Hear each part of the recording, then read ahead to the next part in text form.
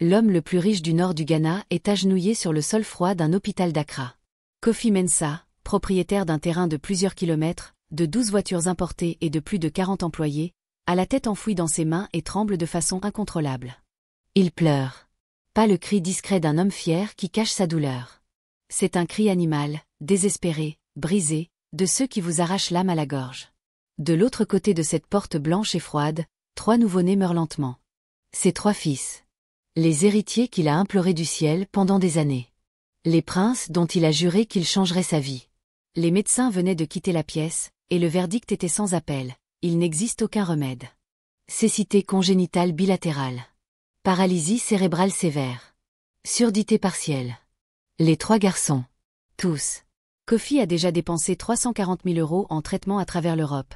Londres, Francfort, Zurich, les meilleurs spécialistes du monde. Rien n'a fonctionné. Absolument rien. Et maintenant, dans ce couloir glacial qui sent le désinfectant et le désespoir, il prend conscience d'une vérité bouleversante. La seule femme qui aurait pu le sauver, la seule personne qui ait jamais eu la force qu'il recherchait, il l'a chassée de chez lui il y a 6 mois. Pourquoi? Parce qu'elle ne lui a donné que des filles. Mais attendez. Comment un homme qui avait tout a-t-il pu arriver jusqu'ici? Comment quelqu'un d'aussi puissant a-t-il pu tomber si bas? Laissez-moi vous raconter l'histoire depuis le début, car elle vous laissera sans voix. 18 mois avant ce moment à l'hôpital, Kofi Mensah n'était pas un homme brisé. Il était l'homme qu'il était.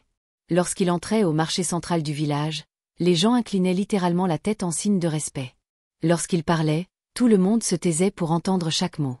Sa demeure de 3 étages avait des sols en marbre importés d'Italie, des portes en fer doré et une fontaine dans le jardin qui fonctionnait 24 heures sur 24.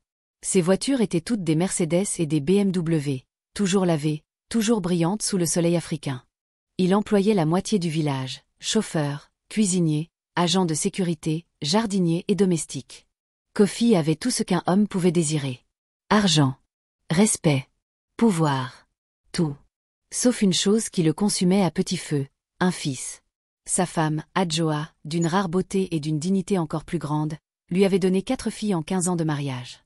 Abena, l'aînée, à 14 ans, était première de sa classe dans toutes les matières et avait déjà remporté des concours régionaux de mathématiques. Akosua, 11 ans, jouait du piano mieux que n'importe quel enfant dans 3 provinces, ses doigts dansant sur les touches comme des papillons. YKA, 9 ans, était une athlète naturelle, courant plus vite que les garçons de son âge et ses trophées remplissaient une étagère entière. Efua, la cadette, à seulement 6 ans, avait des yeux brillants comme des étoiles et un sourire à faire fondre les cœurs les plus froids. Mais pour Kofi Mensah, ces 4 filles étaient des fantômes. Ils ne fêtaient pas leurs anniversaires. Ils n'assistaient pas à leur représentation scolaire lorsqu'elles montaient sur scène, cherchant leur père dans le public. Ils ne s'enquéraient pas de leurs notes, de leurs rêves, ni de quoi que ce soit d'autre. En les regardant, il ne voyait qu'un souvenir vivant de son échec. Et lorsqu'il s'adressait à Adjoa, ses mots étaient des lames de glace. À quoi me servent les fleurs si ce dont j'ai besoin, ce sont des fruits? Les fleurs se fanent et meurent. J'ai besoin d'un fruit qui portera mon nom quand je quitterai ce monde. Adjoa ravalait ses larmes chaque soir, s'agenouillait dans la pièce silencieuse et priait pour que le cœur de son mari s'adoucisse, pour qu'il voie ses bénédictions. Mais Kofi avait déjà pris sa décision. L'orgueil était si profondément ancré en lui qu'il n'y avait plus de place pour l'amour, la gratitude ou la compassion. Un soir de janvier, pendant le dîner à la grande table en acajou de 20 convives, Kofi se leva brusquement et prononça les mots qu'Adjoa priait chaque jour pour ne jamais entendre. « Je prendrai une autre épouse. » C'est déjà décidé. La fourchette en argent d'Adjoa heurta l'assiette en porcelaine importée avec un fracas qui résonna dans toute la pièce. Les 4 filles se figèrent, des morceaux encore dans la bouche, les yeux écarquillés par le choc. « Tu as besoin de quelqu'un pour te donner ce que je ne peux pas, » poursuivit Kofi avec une froideur plus tranchante que n'importe quel couteau. « Mais Kofi, s'il te plaît, nos filles, notre famille. » Tenta Adjoa, la voix brisée. « Elles ne sont pas assez. Vous avez entendu? Elles ne sont pas assez. » La voix de Kofi résonna dans la maison comme un coup de tonnerre, si fort que le personnel de cuisine arrêta de faire la vaisselle. Abena, l'aînée, le visage ruisselant de larmes, prit rapidement ses 3 sœurs cadettes par la main et les conduisit dans leur chambre, fermant la porte derrière elles pour étouffer leurs sanglots. Adjoa tomba à genoux sur le sol de marbre froid qu'elle nettoyait elle-même chaque matin, ses larmes formant de petites flaques. « S'il te plaît, Kofi. Ne nous fais pas ça. Ne détruis pas notre famille. » Mais Kofi avait déjà le dos tourné, montant l'escalier menant à sa chambre, ses pas lourds résonnant comme des tambours de guerre. L'orgueil l'avait complètement aveuglé. Il ne voyait plus la femme fidèle qui se tenait à ses côtés quand il n'avait rien. Il ne voyait plus les filles qu'il aimait malgré tout. Il ne voyait plus qu'il avait déjà une famille bénie. Il ne voyait que ce qu'il n'avait pas, et cela le rongeait. 3 semaines plus tard, Amma franchissait la porte d'entrée du manoir. 23 ans, la peau éclatante, un sourire confiant et des vêtements coûteux que Kofi lui avait déjà achetés. Kofi la présenta comme la nouvelle maman de cette maison, et Adjoa sentit son monde s'écrouler. Elle fut instantanément rétrogradée. La chambre principale qu'elle partageait avec Kofi? Elle était désormais celle d'Ama. Adjoa fut transférée dans une petite pièce à l'arrière de la maison, près de la buanderie, d'où l'odeur du savon ne la quittait jamais. Ses responsabilités? La lessive, la cuisine, le service, le ménage. D'épouse, elle devint servante dans sa propre maison. Et Ama se faisait un devoir de l'humilier chaque jour, comme si c'était un jeu cruel. « Tu as eu beaucoup de chance, ma sœur », disait Ama avec un sourire venimeux tandis qu'Adjoa pliait les draps. « Dans ma famille, les femmes donnent naissance à des fils dès la première lune. Ma mère a eu 5 fils d'affilée. Ma grand-mère en a eu 7. C'est dans notre sang. » Adjoa ne répondait pas. Elle continuait simplement son travail, chantant doucement des berceuses en twi, tandis que des larmes silencieuses ruisselaient sur son visage. Ses 4 filles pleuraient en secret chaque nuit, blotties dans leur lit, murmurant « Quand est-ce que papa nous aimera à nouveau ?» Mais Adjoa n'avait pas de réponse. 4 mois s'écoulèrent dans une humiliation silencieuse jusqu'à ce que la nouvelle se répande comme une traînée de poudre dans le village. Ama était enceinte. Kofi arpenta les rues tel un roi fraîchement couronné, le torse bombé, son sourire plus large que la route principale. Le ciel m'a enfin entendu. Dieu a enfin vu ma souffrance. Mon nom vivra à jamais. Il acheta des piles de vêtements bleus pour bébé, rénova une pièce entière du manoir avec un berceau italien et du papier peint importé, et engagea 3 nounous avant même la naissance de l'enfant. Il dépensa plus d'argent pour cette grossesse que pour ses filles en 15 ans. Ama paradait dans le village telle une reine, vêtue des robes les plus chères d'Accra, son ventre arrondi, son sourire de victoire permanent, acceptant les félicitations de tous tout en se touchant le ventre avec théâtralité. Les villageoises l'entouraient au marché en lui disant « Tu es bénie, Ama », et elle répondait, toujours assez fort pour qu'Adjoa l'entende.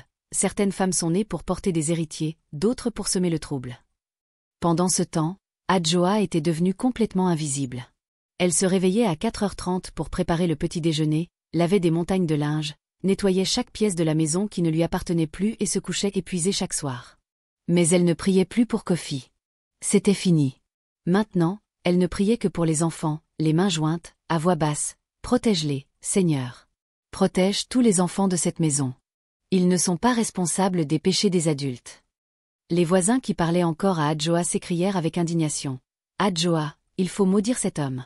Va voir le prêtre, fais un peu de travail, fais-le payer pour ce qu'il t'a fait. » Mais elle secoua la tête et répondit avec une dignité venue d'un fort intérieur profond et inébranlable.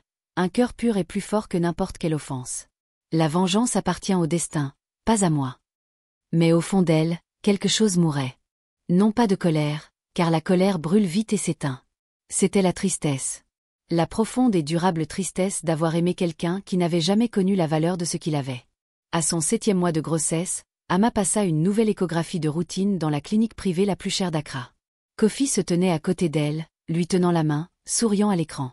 Le médecin passa le scanner sur le ventre d'Ama, fronça les sourcils, ajusta l'appareil, regarda de plus près, puis se tourna vers eux avec une expression indéchiffrable. « Monsieur Mensah, Madame Ama, vous devez vous asseoir. »« Pourquoi ?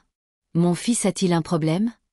Kofi se leva aussitôt, pris de panique. « Ce n'est pas un fils, Monsieur Mensah. » Le médecin marqua une pause dramatique. « Il y en a 3. » Le silence qui suivit fut si profond qu'on pouvait entendre les battements de cœur sur l'écran d'échographie. « 3 ? 3 fils ?» Kofi eut du mal à prononcer les mots. « 3 garçons, Monsieur Mensah. »« Des triplés. Que des garçons. » Kofi tomba à genoux, sur le sol de la clinique, et se mit à pleurer de joie, les mains levées au ciel, en criant « 3. Dieu m'a donné 3 héritiers. 3 princes. Le ciel m'a récompensé de mes souffrances. » Les infirmières durent l'aider à se relever. Ama était sous le choc, mais un choc heureux. Elle imaginait déjà comment elle serait traitée comme une reine. 3 garçons à la fois ? Elle venait de devenir la femme la plus importante du village. La nouvelle éclata. Tout le village fut paralysé. Kofi abattit 5 chèvres pour la célébration, engagea des musiciens, distribua de l'argent aux pauvres et organisa un festin qui dura 3 jours. Des gens des villages voisins vinrent le saluer. Kofi Mensah, tu es béni. 3 garçons. Ton nom vivra pour des générations. Ama fut traitée comme une reine, portée sur une chaise par les hommes du village, couverte de cadeaux, de bijoux et de tissus précieux. Et Adjoa? Adjoa était complètement oubliée. Pendant que le village célébrait, elle était au fond de la maison, à laver les draps, écoutant les cris de joie qui lui transperçaient le cœur comme des aiguilles.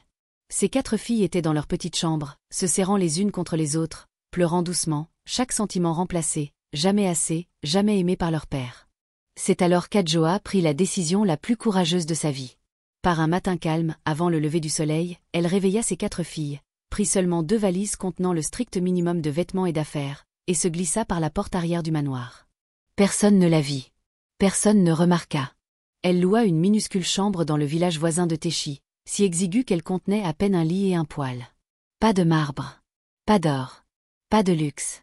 Mais pour la première fois depuis des années, lorsque ses 4 filles se retrouvèrent allongées dans ce lit exigu, toutes ensemble, blotties contre leur mère, elles dormirent en paix. Vraiment paisible. Car le véritable amour n'a pas besoin de manoir. Au 8e mois, Ama a commencé un travail prématuré. Kofi l'a emmenée d'urgence dans le meilleur hôpital d'Accra, dépensant une fortune pour assurer un accouchement parfait, le meilleur personnel, et que tout soit parfait. Les bébés sont nés petits, fragiles, mais vivants. 3 petits garçons, pesant moins de 2 kilos chacun. Kofi les a serrés dans ses bras, un par un, riant comme un fou, des larmes de joie ruisselant sur son visage. Kwam, Kojo, Kwabena. Mes princes. Mes héritiers. Enfin. Mais la 2e nuit après la naissance, une infirmière inquiète a appelé le médecin. Les bébés ne réagissaient pas à la lumière. Elle leur a braqué une lampe torche directement dans les yeux, et rien. Pas un clignement des yeux, pas un mouvement de tête, rien. Les médecins ont pratiqué une batterie d'examens urgents. Kofi et Ama ont attendu 7 heures, agonisant, jusqu'à ce que le neurologue pédiatrique entre dans la pièce avec un dossier rempli de résultats et le visage lourd de mauvaises nouvelles. Monsieur Mensah, Madame Ama, je suis vraiment désolé. Nos 3 bébés sont atteints d'une maladie génétique rare, la cécité congénitale bilatérale. Ils sont nés aveugles, et il n'existe ni chirurgie ni traitement pour les guérir. De plus, nous avons détecté une paralysie cérébrale sévère et avancée chez tous les 3. Leur développement moteur sera extrêmement limité. Les tests auditifs ont également révélé une surdité partielle importante. C'est une association extrêmement rare de 2 maladies. Ama s'effondra sur place, s'évanouissant dans les bras des infirmières. Kofi resta bouche bée, son cerveau refusant de traiter les mots qu'il venait d'entendre. Comment est-ce possible? J'ai tout payé. On a fait tous les tests prénataux. Tous. Sa voix s'éleva jusqu'à un cri désespéré. Le médecin répondit avec une patience professionnelle mais ferme. Parfois, ces maladies génétiques ne se voient pas à l'échographie. C'est un mélange de malchance génétique, monsieur. Ça arrive. La nature ne négocie pas avec l'argent. Kofi refusa. Il fit venir les 3 bébés et Ama par avion à Londres. Il dépensa 120 000 € en consultation auprès des meilleurs neurologues pédiatriques d'Europe. Rien ne changea. Il prit l'avion pour Francfort.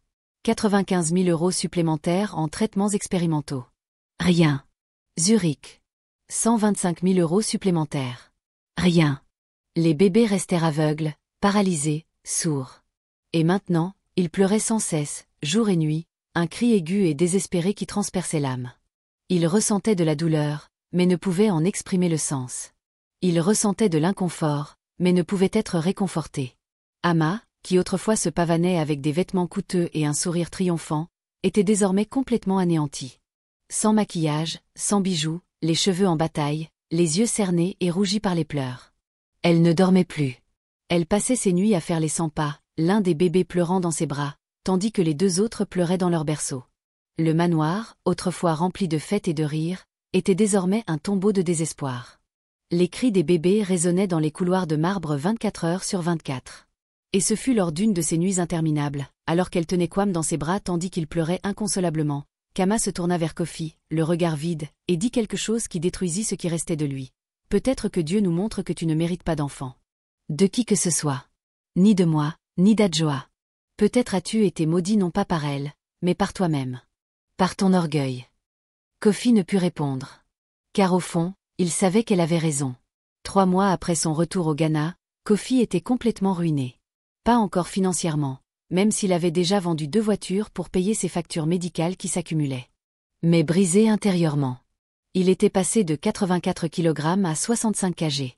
Il ne mangeait pas correctement. Il ne dormait pas. Il passait des nuits entières assis dans le couloir du manoir, le regard perdu dans le vide, écoutant les bébés pleurer, regardant Ama se transformer en fantôme ambulant. La maison, autrefois rutilante, était maintenant sale, en désordre et sans vie. Le personnel commença à démissionner, insupportable de cette atmosphère de désespoir. Même les chauffeurs partirent. Et puis, un matin, alors que les pleurs des bébés étaient particulièrement insupportables, Kofi fit un rêve. Il vit Adjoa assise dans un jardin simple, entourée de ses 4 filles. Abena lisait un livre à voix haute. Akosua jouait de la guitare. Yka et Efua riaient en jouant. Et Adjoa était au centre de tout cela, chantant doucement, et elle rayonnait toute d'une chaude lumière dorée. La paix véritable. L'amour véritable. La famille qu'il avait détruite. Puis le rêve changea. Kofi se retrouva seul dans un désert aride et sans fin. Il marcha, mais n'arrivait à rien. Le soleil était brûlant, mais il ne transpirait pas. Il cria, mais aucun son ne sortit. Et plus il avançait, plus il réalisait qu'il portait 3 lourdes pierres sur son dos, si lourdes que ses genoux tremblaient, mais qu'il ne pouvait les lâcher. Sur les pierres étaient gravés les noms de Kwam, Kojo, Kwabena. Il se réveilla en sueur froide, le cœur battant la chamade, et pour la première fois de sa vie d'adulte, Kofi Mensah pleura de regret. Elle décrocha le téléphone, les mains tremblantes, et appela la sœur d'Adjoa. Où est-elle? Sa voix était brisée, à peine reconnaissable. Pourquoi veux-tu savoir, Kofi? Pour l'humilier encore plus? Pour lui mettre ses 3 garçons sous le nez? Sa belle-sœur était furieuse. S'il te plaît. J'ai besoin d'elle. Les garçons ont besoin d'elle. J'avais tort. Il y eut un long silence à l'autre bout du fil. Elle habite une maison simple à Téchi. À 3 rues de la grande église. Une maison bleue avec un portail en bois. Mais Kofi, elle n'est plus à toi. Elle ne te doit rien. Le lendemain après-midi, Kofi prit l'une des voitures restantes et se rendit à Téchi. Ama était assise à l'arrière, tenant Kwam, le seul bébé qui ne pleurait pas à ce moment-là. Lorsqu'ils arrivèrent devant la simple maison bleue, si petite qu'elle aurait pu tenir 3 fois dans le garage du manoir, Kofi eut du mal à sortir de la voiture. Ses jambes tremblaient. Finalement, il frappa à la porte en bois. Des pas légers. La porte s'ouvrit. Adjoa reconnut à peine l'homme devant elle. Kofi était maigre, mal rasé, les yeux rouges et enfoncés, et ses vêtements étaient froissés. Il n'était plus l'homme fier et imposant qui arpentait le village tel un roi. C'était un homme brisé. Derrière lui, Ama, complètement anéanti, tenait le bébé dans ses bras, le regard vide. « Que viens-tu faire ici ?» La voix d'Adjoa était ferme, mais pas furieuse. Juste fatiguée. « Pardon. » Le mot sortit de Kofi dans un murmure rauque. « Pardon? Maintenant? Après tout ce que tu as fait? Après m'avoir humilié, chassé de chez moi, m'avoir dit que mes filles ne suffisaient pas ?» Adjoa ne criait pas. C'était pire. C'était un calme glacial qui me blessait profondément. J'étais aveugle, Adjoa. Complètement aveugle. La force que j'ai cherchée dans le monde entier était en toi. Depuis toujours. Tu es la femme la plus forte qui ait jamais existé, et j'étais trop stupide pour le voir. Ama, restée silencieuse jusque-là, tomba à genoux sur le seuil, le bébé toujours dans les bras. Pardonne-nous, ma sœur. Pardonne-moi. J'ai été cruelle, tellement cruelle envers toi. Je pensais être meilleure, je pensais avoir gagné quelque chose, mais j'ai perdu. J'ai tout perdu. J'ai perdu la paix, la raison, et je n'ai jamais eu ne serait-ce qu'un 10e de la force que tu as toujours eue. Adjoa sentit les larmes lui monter aux yeux. Tous les souvenirs lui revinrent comme une vague dévastatrice. L'humiliation, le rejet, les nuits passées à pleurer seule dans l'arrière-salle, à écouter Kofi rire avec Ama dans la chambre principale, ses filles lui demandaient « Pourquoi papa ne nous aime plus ?» Elle aurait pu simplement fermer la porte. Elle en avait parfaitement le droit.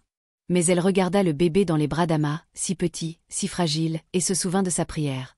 Protéger tous les enfants de cette maison. Ce n'est pas leur faute. Je te pardonne, Kofi. Les mots lui parvinrent lentement, chacun lui coûtant une part de son âme. Et toi, Ama? Je pardonne. Mais pas parce que tu le mérites. Parce que je mérite la paix. Et le pardon me donne cette paix. Kofi leva les yeux, un espoir désespéré illuminant ses lèvres. Alors tu vas revenir? Rentrer à la maison? Les garçons ont besoin de toi. Toi seul peux les calmer, toi seul. Non. Le mot claqua comme une porte. Pardonner ne signifie pas retourner en arrière, Kofi. Pardonner ne signifie pas oublier. Pardonner ne signifie pas que je vais retourner là où j'ai été traité comme un moins que rien. De ses parents. Mais je ne retournerai pas dans cette maison. J'ai un chez moi maintenant. Petit, simple, mais il est à moi. Et ici, je suis traité avec dignité. Au cours des semaines suivantes, Adjoa commença à rendre visite aux 3 bébés du manoir 3 fois par semaine. Elle arrivait le matin, prenait Kwam, Kojo et Kwabena dans ses bras, un par un, et leur chantait d'anciennes berceuses en twi que sa grand-mère lui chantait. Et puis, quelque chose d'incroyable se produisit. Les bébés cessèrent de pleurer. Ils ne voyaient plus. Ils n'entendaient plus complètement. Mais ils ressentaient. Ils sentaient la vibration de sa voix, la chaleur de ses genoux, la présence de quelque chose qu'ils n'avaient jamais ressenti auparavant, l'amour inconditionnel et la paix véritable. Ama observait de loin, un étrange mélange d'envie, de gratitude et de honte la rongeait. Kofi essayait de contacter Adjoa lors de ses visites, de lui parler, de reconstruire une sorte de pont, mais elle était polie et distante, ne répondant que lorsque c'était nécessaire. Un jour, après 3 mois de ses visites, Kofi essaya de nouveau. Adjoa. La maison est vide sans toi. Tout le manoir ressemble à un tombeau. Reviens, s'il te plaît. Je ferai les choses différemment, je te le jure. Elle cessa de bercer Kojo, regarda Kofi avec des yeux qui avaient trop vu, trop souffert et trop grandi pour revenir en arrière. Kofi, tu ne comprenais pas jusqu'à maintenant? Cette maison n'était jamais vide. Elle était pleine. Pleine de 4 belles filles qui t'aimaient. Pleine d'une femme qui t'adorait.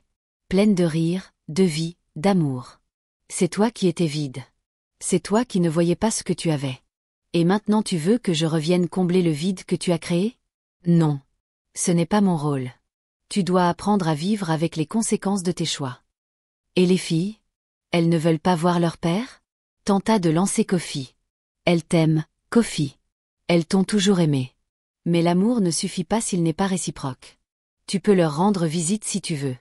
Elles sont à Téchi, dans la Maison Bleue. La porte est ouverte. Mais c'est toi qui devras aller vers elles. Parce qu'elles ont marché vers toi toute ta vie, et tu n'as jamais regardé en arrière. 6 mois passèrent. Adjoa continua de rendre visite aux 3 garçons, et malgré toutes leurs limitations, même sans vue, sans ouïe, sans possibilité de marcher, il y eut des moments où ils sourirent en la sentant arriver. Ama commença lentement à se rétablir. Elle n'était pas redevenue elle-même, elle ne le serait jamais, mais au moins, elle avait cessé de sombrer. Et Kofi? Kofi vendit le manoir. Il ne pouvait plus y vivre. Chaque couloir, chaque pièce lui rappelait tout ce qu'il avait détruit par orgueil. Il acheta une maison simple et plus petite, et finalement, un samedi après-midi, il trouva le courage d'aller voir Téchi. Il frappa à la porte de la Maison Bleue. Abena, alors âgée de 16 ans, ouvrit.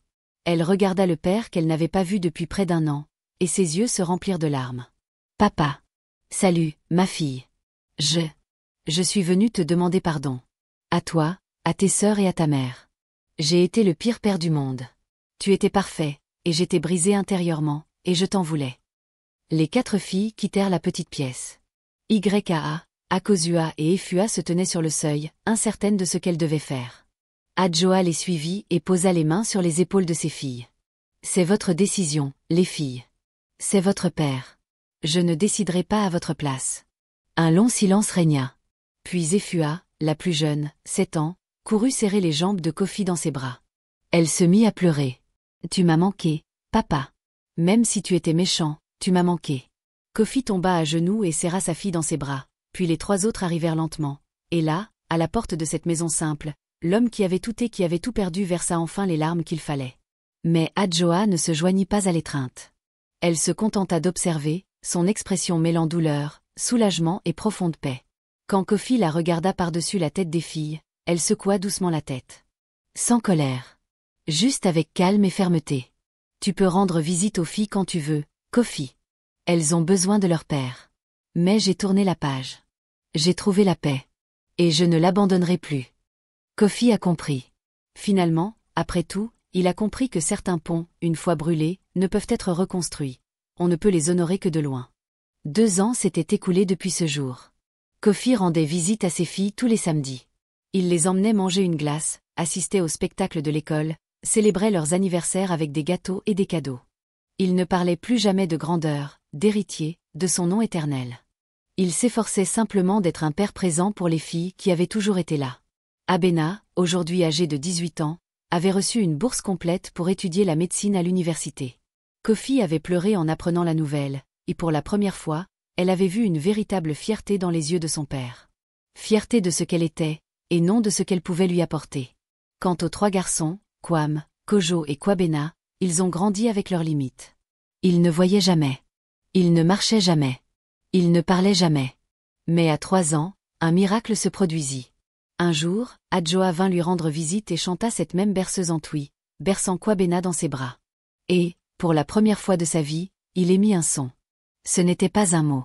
Juste un doux « ah ». Mais c'était intentionnel. Il essayait de chanter avec eux.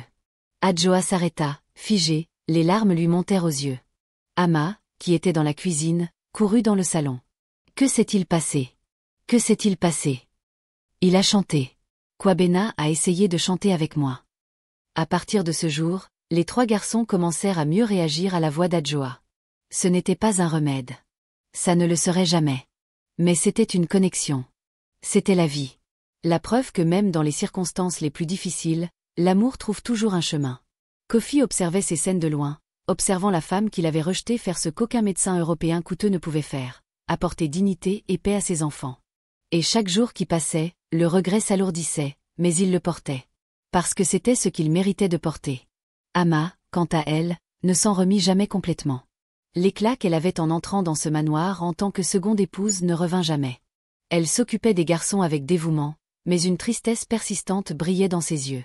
Un jour, alors qu'Adjoa était en visite, Ama s'assit à côté d'elle et dit doucement « Tu m'as pardonné ce jour-là, mais je ne me suis jamais pardonné. J'ai détruit une famille. J'ai participé à la destruction d'enfants innocents. Tout ça parce que je voulais être plus importante que quelqu'un d'autre, parce que je voulais gagner une compétition stupide qui n'existait que dans ma tête. Et regarde ce que j'ai gagné. » Elle regarda les 3 garçons par terre, allongés sur des oreillers spéciaux. « Je n'ai rien gagné. J'ai tout perdu. Ma paix, ma jeunesse, mon âme. » Adjoa resta silencieuse un long moment, puis posa sa main sur celle d'Ama. « Tu étais jeune. Il était puissant. On t'a utilisé autant qu'on m'a rejeté. Aucun de nous n'était responsable de ce qu'il avait dans le cœur. Il avait besoin de se remettre sur pied. Et peut-être que ces enfants sont venus nous apprendre ceci, que l'orgueil a un prix, mais que l'amour ne se perd jamais, même donné à ceux qui ne le méritent pas. » Ama se mit à pleurer, et pour la première fois depuis des années, quelqu'un lui prit la main avec une réelle compassion. Pas de jugement. Juste une compassion humaine. Aujourd'hui, 5 ans après cette nuit dans le couloir de l'hôpital, Kofi Mensah n'est plus l'homme le plus riche du nord du Ghana. Il a vendu la plupart de ses terres pour financer le traitement de ses 3 garçons. Il a vendu presque toutes ses voitures. La maison où il vit maintenant n'a qu'un seul étage, le sol nu et les portes sans dorure. Il n'emploie que 2 personnes, une infirmière pour aider Ama avec les garçons et un cuisinier à temps partiel. Mais il dit être plus heureux aujourd'hui que lorsqu'il avait tout. Parce que maintenant, je sais ce qui compte vraiment. Et je l'ai appris à mes dépens. Leurs 4 filles s'épanouissent. Abena est en 3e année de médecine et souhaite se spécialiser en pédiatrie pour les enfants ayant des besoins spécifiques. Akosua a remporté un concours national de piano et se produit régulièrement à Accra. YKA fait partie de l'équipe nationale junior d'athlétisme. Et Efua, aujourd'hui âgée de 9 ans, affirme vouloir devenir avocate pour défendre les mères maltraitées. Elles vivent encore toutes avec Adjoa dans leur modeste maison de Téchi. Kofi leur rend visite, mais jamais en tant que mari d'Adjoa. Seulement en tant que père. Et c'est tout ce qu'il peut être désormais, comme l'a clairement indiqué Adjoa. Adjoa, 42 ans, a ouvert une petite entreprise de couture dans le village. Elle confectionne des vêtements traditionnels ghanéens, des tissus kantes et des dashiki magnifiquement brodés. Les villageoises viennent la voir non seulement pour acheter des vêtements, mais aussi pour parler, se défouler et demander conseil. Elle est devenue une sorte de sage silencieuse pour la communauté. Lorsqu'on lui demande comment elle a réussi à pardonner, elle répond toujours la même chose. Pardonner, ce n'était pas pour le libérer. C'était pour me libérer. La colère est une prison que l'on construit de ses propres mains. Le pardon, c'est la clé qu'on a toujours eue dans sa poche. Et les 3 garçons, Kwam, Kojo et Kwabena ont maintenant 5 ans. Ils ne verront jamais. Ils ne marcheront jamais. Ils ne vivront jamais une vie normale. Mais ils sourient à l'arrivée d'Adjoa. Ils émettent de petits sons lorsqu'elle chante. Et les nuits calmes, quand Ama les berce pour les endormir, elle chante les mêmes chansons qu'Adjoa lui a apprises. Et pendant un bref instant, la paix règne dans cette maison bâtie sur l'orgueil et effondrée dans l'humilité. Kofi Mensah a appris 3 vérités qui lui ont tout coûté. Premièrement, les filles ne sont pas moins que les fils. Les fleurs ont leurs propres racines, leur propre force, et elles fleurissent même sans arrosage. Ces 4 filles en sont la preuve vivante. Elles ont prospéré non pas grâce à lui, mais malgré lui. Deuxièmement, l'orgueil est un poison qu'on boit en pensant qu'il tuera ses ennemis. Kofi s'est détruit bien avant que le destin ne lui donne 3 enfants gravement handicapés. Il était déjà brisé intérieurement alors qu'il avait encore tout à l'extérieur. Troisièmement, le pardon est le don le plus puissant qui soit, mais il n'efface pas les conséquences. Adjoa lui a pardonné, mais elle n'est pas revenue. Et c'est là toute la différence entre la miséricorde et la bêtise. On peut pardonner sans se mettre à nouveau en danger. Chaque semaine, quelqu'un au village demande à Kofi, « Regrettes-tu d'avoir cherché un héritier mâle ?» Et chaque semaine, il donne la même réponse, les yeux emplis de larmes retenues, « Je ne regrette pas d'avoir eu des fils. Je regrette de ne pas avoir valorisé les filles que j'avais déjà. Je regrette d'avoir tout eu à l'aune de l'orgueil. Je regrette d'avoir tout eu et de tout gâcher parce que cela ne me semblait pas suffisant. Et je vis chaque jour avec ce regret, car c'est ce que je mérite. » Et Adjoa? Lorsqu'on lui demande si elle aime toujours Kofi, elle sourit, non pas d'un sourire amer, mais du sourire de quelqu'un qui a trouvé quelque chose de plus grand que l'amour romantique, l'amour-propre, la dignité et une paix que personne ne peut lui enlever. J'aimais celui que je croyais qu'il était. Je lui ai pardonné sa véritable nature. Mais j'ai choisi qui je suis. Et je suis une femme qui ne se rabaissera pas pour donner à un homme le sentiment d'être meilleur. Et ceci, mes amis, est l'histoire la plus importante que vous puissiez apprendre. Le destin ne punit personne. Le destin ne fait que refléter ce que vous avez mis au monde. Kofi a investi dans l'orgueil, le rejet et la cruauté. Et a reçu en retour l'humiliation, la perte et le regret éternel. Adjoa a investi dans l'amour, la patience et la dignité. Et a reçu en retour la paix, le respect et des filles extraordinaires qu'il aime plus que la vie elle-même. Alors posez-vous la question, dès maintenant, à cet instant précis, qu'est-ce que vous donnez au monde? Car dans 5, 10, 20 ans, vous le récupérerez. Et vous ne pourrez plus dire, personne ne vous l'a dit. Si cette histoire vous a touché de quelque façon que ce soit, si vous connaissez quelqu'un qui a besoin de l'entendre, si vous avez déjà été un Kofi, un Adjoa, ou si vous traversez une période similaire, laissez un commentaire. Partagez cette histoire. Car dans un monde où chacun aspire à être le plus riche, le plus puissant, le plus important, on oublie qu'au final, seule la façon dont on a traité ceux qui nous aimaient, alors qu'on ne le méritait pas, compte. Et si vous êtes arrivé jusqu'ici, jusqu'à ce dernier mot, sans en omettre un seul, je vous remercie du fond du cœur. Car des histoires comme celle-ci méritent d'être racontées dans leur intégralité. Pas par fragments. Pas résumées. Mais vécues jusqu'au bout. Abonnez-vous à la chaîne, car chaque semaine, je vous propose des histoires vraies qui vous feront réfléchir, ressentir, et je l'espère, feront de vous une meilleure personne qu'avant d'appuyer sur lecture. La vie de Kofi Mensah est un miroir. Et chaque miroir révèle la vérité, qu'on le veuille ou non. La question est, avez-vous le courage de regarder ?